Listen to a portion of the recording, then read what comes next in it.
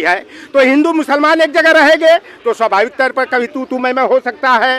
क्या ब्राह्मण ब्राह्मण में संघर्ष नहीं होता? क्या राजपूत राजपूत में गोलीबारी नहीं होती? क्या मारकाट नहीं होता है? क्या तो शूटर जो है लोहा गर्म करके दागने की बात किया गया है, कान में शीशा और रांगा पिघला कर और जीभ काटने की बात लिखा गया है। इन धार्मिक साहित्यों को हम लोग कतई नहीं।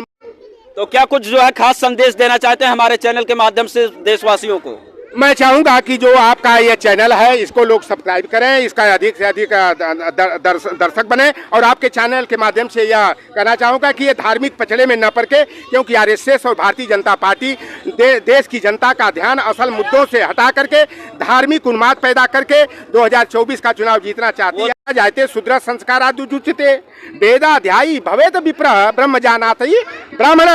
तो जो हिंदू वर्ण व्यवस्था है ब्राह्मण क्षत्रिय वैश्य शूद्र की, उसमें जो चौथा वर्ण है जिसे नीच वर्ण कहा गया। रामचरितमानस को आप साहित्य बता रहे हैं, उपन्यास बता रहे हैं, तो और अन्य धर्मों की किताबें हैं उनको आप क्या बताएंगे? हम जिस घर में हैं अपने घर की बात करेंगे। अगर मिश्रा जी हो, चाहे तिवारी जी हो, चाहे पांडे जी हो, अगर 4 भाई हैं और बाप की 4 बीघा की जमीन है तो एक बीघा की हिस्सेदारी की मार होगी। नमस्कार, मैं हूं अटल बिहारी शर्मा। आप देख रहे हैं आवाज जन जन की, अपराध भ्रष्टाचार के खिलाफ आवाज। आपको बता दें कि इस समय हम राजधानी लखनऊ के समाजवादी कार्यालय के बाहर खड़े हैं और जहां पर देख सकते हैं कि एक बार दोबारा से यहां पर बैनर यानी पोस्टर को जारी कर दिया गया है और उस पे लिखा हुआ है जे बरन धाम तेल कुम्हारा पचकिरत कोल बलवारा। और ये जो बैनर लगाया गया है डॉक्टर राकेश प्रजापति नाम है, प्रदेश अध्यक्ष और राष्ट्रीय प्रवक्ता राष्ट्रीय प्रजापति महासभा से हैं। और आप तस्वीरों में देख सकते हैं कि ये जो है यहाँ पर किस तरह से लगाया गया है। आपको हम बता दें कि जब से स्वामी प्रसाद मौर्य रामचरितमानस को लेकर के ऐसी वैसी टिप्पणी करनी शुरू कर दिए हैं, तभी से जाति और धर्म के नाम से कुछ न कुछ चीजें सोशल मीडिया के माध्यम से, अखबारों के माध्यम से और टीवी चैनलों के माध्यम से देखने को मिल रहा है। यहाँ पर एक लोग हम उनसे बात करना चाहेंगे कि इस पर या क्या कुछ कहना चाह रहे हैं। क्या नाम है आपका? चौधरी लोटन राम निषाद, राष्ट्रीय प्रवक्ता भारतीय ओबीसी महासभा। जो ये पोस्टर आपके सामने ये बैनर दिख रहा है, इसके बारे में जो कुछ लिखा गया है, इस पे क्या कुछ कहना चाह रहे हैं? देखिए, जो यह रामचरितमानस की जो यह चौपाई है, जे बरादम तेल कुम्हारा सुपच किरात कोल कलवारा, आगे की 2 लाइनें और हैं कि नारी मुई घर संपत्ति नासी और मूढ़ मुराय भय सन्यासी। यानी जो वर्ण व्यवस्था है, हिंदू वर्ण व्यवस्था, चातुर्वर्ण्यम मया सृष्टम गुण कर्म विभागस, इस तरह की बात योगेश्वर कृष्ण के मुंह से जो है गीता में कहवाया गया है। आगे एक बात और लिखा गया है कि जन्मना जायते शूद्र संस्कारादुच्यते वेदाध्यायी भवेत विप्रः ब्रह्म जानाति ब्राह्मण। तो जो हिंदू वर्ण व्यवस्था है ब्राह्मण क्षत्रिय वैश्य शूद्र की, उसमें जो चौथा वर्ण है जिसे नीच वर्ण कहा गया है, कहा है जातिवादी लोगों ने, तो उसमें लिखा वर्णाधम, यानी वर्ण से जो अधम है, पातकी है, नीच है, वह कौन जाति है? तेली है, कुम्हार है, सोपच यानी वाल्मीकि है, किरात है, कोल है, कलवार है, जायसवाल है।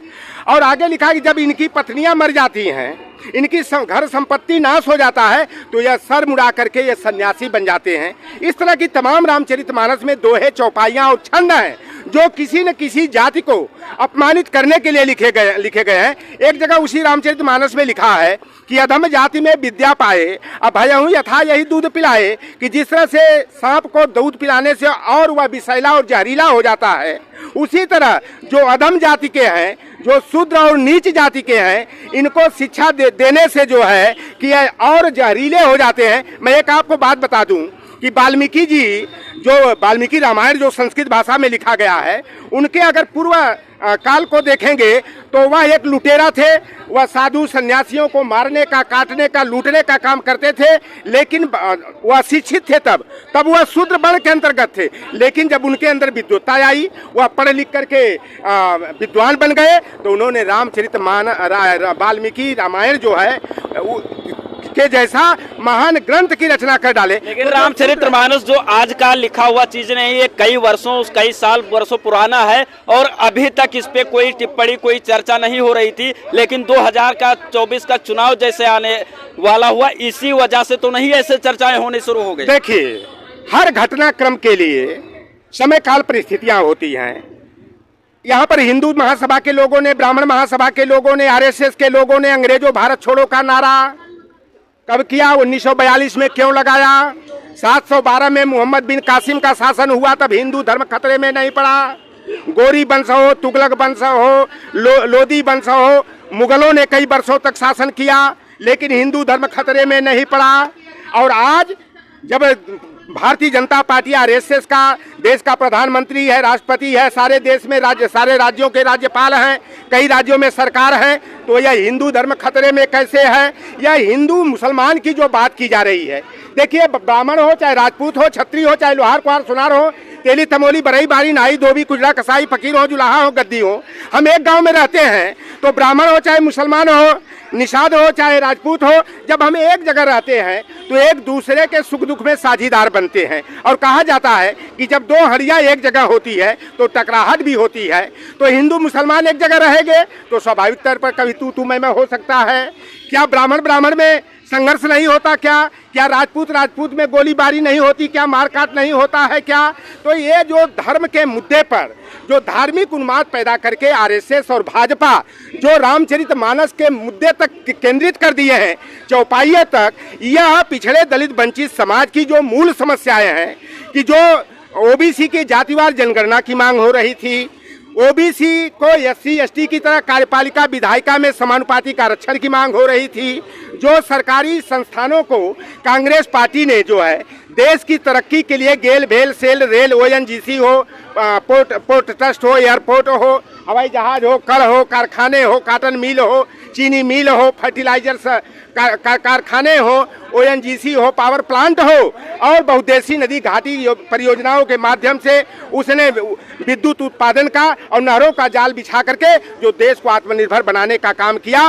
भारतीय जनता पार्टी कांग्रेस के द्वारा देश के विकास के लिए जो संस्थान और उपक्रम बनाए गए थे, उन्हीं को अडानी और अंबानी के हाथ में, चंद पूंजीपतियों के हाथ में बंच ऑफ थॉट्स की नीतियों पर चलते हुए बेचने का काम कर रहे हैं। अगर ब्राह्मण का लड़का, आज राजपूत का लड़का भी आज नौकरी के लिए मारे मारे फिर रहे हैं, चाहे वह क्या लोहार कुहार मलाह केवट कुर्मी अहिर और जाटक गुजर के पासी धरकार के बसफोर के लड़के क्या परेशान है? क्या ब्राह्मण का राजपूत का लड़का जो पढ़ लिख करके नौकरियों की तलाश कर रहा है? यही नरेंद्र मोदी जी कहते थे कि हमारी सरकार बनेगी, 50 साल में काला धन वापस लाएंगे, हर लोगों के खाते में 15 लाख डालेंगे। अगर 50 दिन में हम काला धन नहीं लाए तो मैं निहुर जाऊंगा, अब मेरे पिछवाड़े लात मार देना। कितना रोजगार मिल गया? 2 करोड़ एक साल में दे रहे थे। तमाम लोग वादा किया जा रहा है कि तमाम लोगों को रोजगार मिल गया। कौन सा? लखनऊ को स्मार्ट सिटी बना दिया गया। ऊपर से आप आरोप लगा रहे हैं। सरकार ने क्या बनाया है? केवल वह जो है कि नंबर बदलने का काम। जो अखिलेश यादव की सरकार ने 100 डायल यूपी 100 डायल बनाया था, उसका नाम 112 कर दिया। हजरतगंज चौराहे का नाम अटल चौराहा कर दिया। अखिलेश यादव ने जो इकाना स्टेडियम बनाया था, अंतर्राष्ट्रीय स्टेडियम बनाया था, उसका नाम अटल बिहारी वाजपेयी कर दिया। तो क्या देश का प्रदेश का विकास हो गया? क्या इलाहाबाद का नाम प्रयागराज और फैजाबाद का नाम अयोध्या करने से और लखनऊ का नाम जैसा कि चल रहा है कि इसे लक्ष्मणपुरी या लक्ष्मणपुर किया जाएगा? अगर भारतीय जनता पार्टी वास्तव में अगर ईमानदार है, नैतिक है, तो लाखन पासी यहाँ के राजा थे। लाखन पासी नगर लखनऊ का नाम होना चाहिए और लाखन निषाद यहाँ के राजा थे लखनऊ के। और चले जाइए आप भूल भुलैया के पास में, पक्का पुल के पास में मच्छी भवन लाखन निषाद का मकान बना हुआ है, जहाँ से उत्तर प्रदेश का जो लोगो है धनुष बाण और मछली, वह हमारे पूर्वज लाखन निषाद के घर से लिया गया है। तो लखनऊ का नाम लक्ष्मणपुर नहीं, लखनपुर। आपको ये नहीं लगता है कि ये जाति धर्म में उलझा करके कहीं से स्वास्थ्य, शिक्षा और बेरोजगारी का रुख मोड़ा जा रहा है? वो चाहे पक्ष हो या विपक्ष हो, दोनों लोग स्वास्थ्य, शिक्षा और बेरोजगारी पे बात क्यों नहीं करते? देखिए, जैसी परिस्थितियां आएगी, हम लोग भी चाहते हैं कि हर हाथ को काम मिले, सभी को रोजगार मिले, सबके घर सुखी हो। जब सभी लोग मजबूत होंगे, आर्थिक रूप से स्वतंत्र होंगे, तभी यह देश की, प्रदेश की तरक्की होगी। लेकिन Bharatiya Janata party, bunch of thoughts की मैं एक नीति बता दूं, गुरु गोलवलकर ने लिखा है कि लंबे समय तक शासन करना हो तो पूरे देश की अर्थव्यवस्था को, अर्थतंत्र को 10-5 पूंजीपतियों के हाथ में दे देना चाहिए। तो आज ये सरकारी संस्थान और उपक्रम को जो निजीकरण करके अडानी और अंबानी के हाथों में दिया जा रहा है। इंदिरा गांधी जी ने 14 बैंकों को जो निजी क्षेत्रों में थे 1974 में राष्ट्रीयकरण किया था। आज देख रहे हैं 3-3, 4-4 बैंकों को मिलाकर एक बैंक किया जा रहा है। बैंकों का भी निजीकरण किया जा रहा है। तो यह देश की अर्थव्यवस्था को और सरकारी तंत्र को बिल्कुल खत्म करके यह जनता को जो 5 किलो राशन दे रहे हैं ना। हिटलर एक था, हिटलर की कहानी बता दूं कि हिटलर मुर्गे की पांख पूरा कबाड़ देता था और चारा डालते जाता था, मुर्गा उसके आगे पीछे लगा रहता तो था। आपका क्या कहने का मतलब है कि मोदी जी हिटलर हैं? ये हिटलर है, नेपोलियन बोनापार्ट है, जो छद्म राष्ट्रवाद का, हिंदुत्व का मुद्दा उछाल करके देश की जनता को कंगाल करने का, देश का विनाश करने का, देश को बेचने का, संविधान और लोकतंत्र को नष्ट करने का यह षड्यंत्र कर रहे हैं। कहते थे रो रो करके, अरे मैं तो पिछड़ी जाति का हूँ, अरे कांग्रेस वालों ने तो मुझे नीच जाति का कह दिया।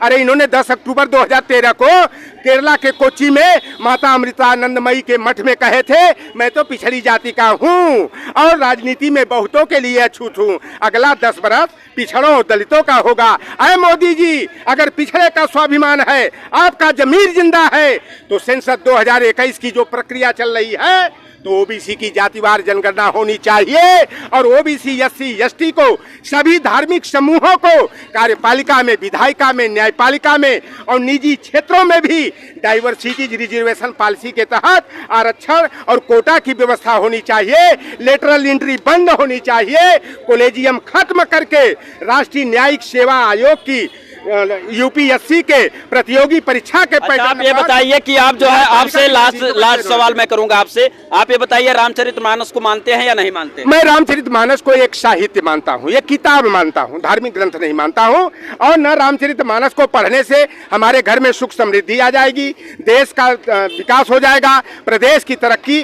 साहित्य तो तमाम लोगों ने उपन्यास लिखा है, कविता लिखा है, गद्य काव्य लिखा है, यात्रा वृत्तांत लिखा है, तमाम तरह ग्रंथ लिखते हैं। और मैंने भी 2 किताब अभी लिखा हूँ, मेरी 750 और 800 पेज की अभी प्रकाशन के लिए दिल्ली और नोएडा में गई हुई है। तो साहित्यकार जो है अपने आत्मा की रामचरितमानस को आप साहित्य बता रहे हैं, उपन्यास बता रहे हैं, तो और अन्य धर्मों की किताबें हैं उनको आप क्या बताएंगे? हम जिस घर में हैं अपने घर की बात करेंगे। अगर मिश्रा जी हो, चाहे तिवारी जी हो, चाहे पांडे जी हो, अगर 4 भाई हैं और बाप की 4 बीघा की जमीन है तो 1-1 बीघा की हिस्सेदारी की मार होगी। और न कि हम पाकिस्तान से मांगने जाएंगे, न कि हम चाइना और ब्रिटेन से मांगने जाएंगे।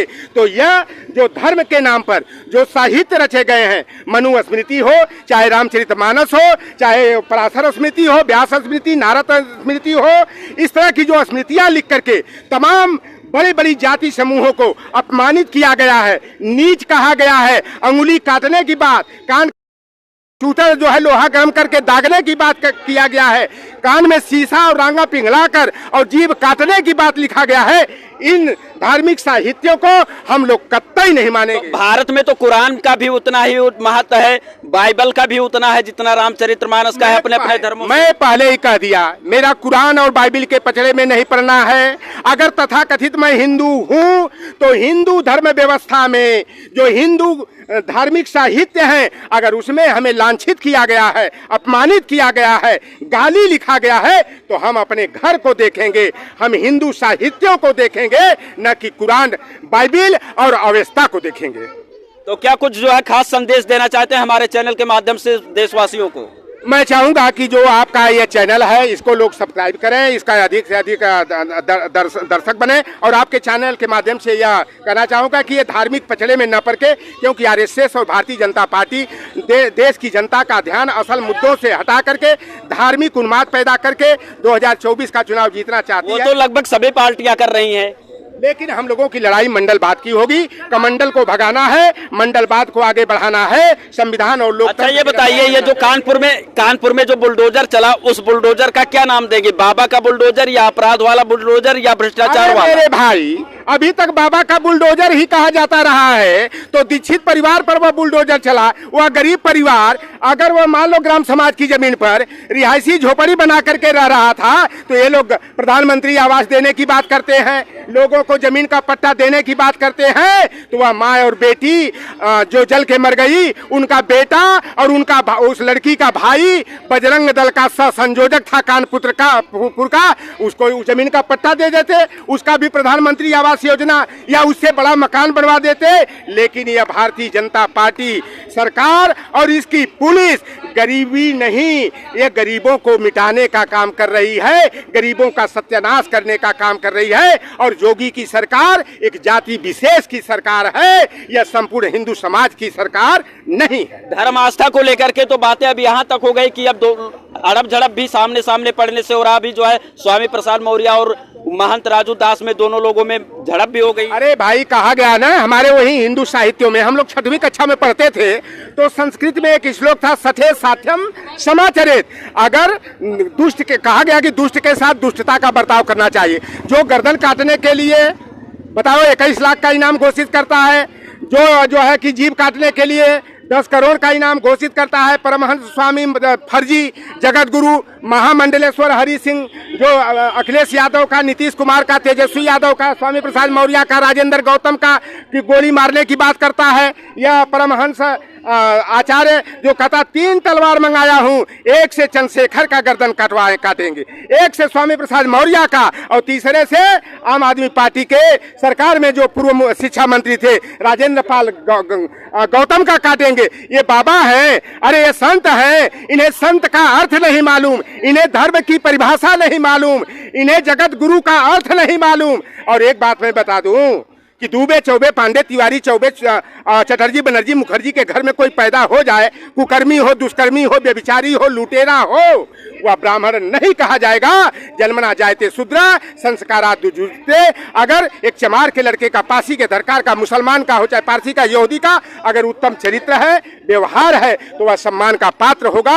अगर ब्राह्मण में वास्तव में ब्राह्मणत्व है, सच्चरित्रता है, उत्तम विचार है, राष्ट्र के प्रति अच्छी भावना है, तो उस ब्राह्मण का भी सम्मान होना चाहिए, उस राजपूत का भी सम्मान होना चाहिए। और जो समाज में विकृति पैदा करते हैं, धर्म के नाम पर दुकान खोल करके धार्मिक लूट करते हैं, हिंदू आतंकवाद को बढ़ावा देते हैं, ऐसे पाखंडी, ढोंगी या भगवाधारी इन बाबाओं को, इन गुंडों को आमने सामने भी सबक सिखाने के लिए आज की जनता तैयार है। तो आपने देखा, यहाँ पर हम खड़े थे सपा कार्यालय के बाहर, और यहाँ पर इन लोगों ने जो बातें की, कैसा आपको लगा हमारा प्रयास कमेंट करके जरूर बताइएगा। और अगर आपको इसी तरह से खबरों को देखना है, जमीनी स्तर जुड़ी हुई खबरों को, तो हमारे चैनल को सब्सक्राइब करना बिल्कुल ना भूलिएगा। जय हिंद।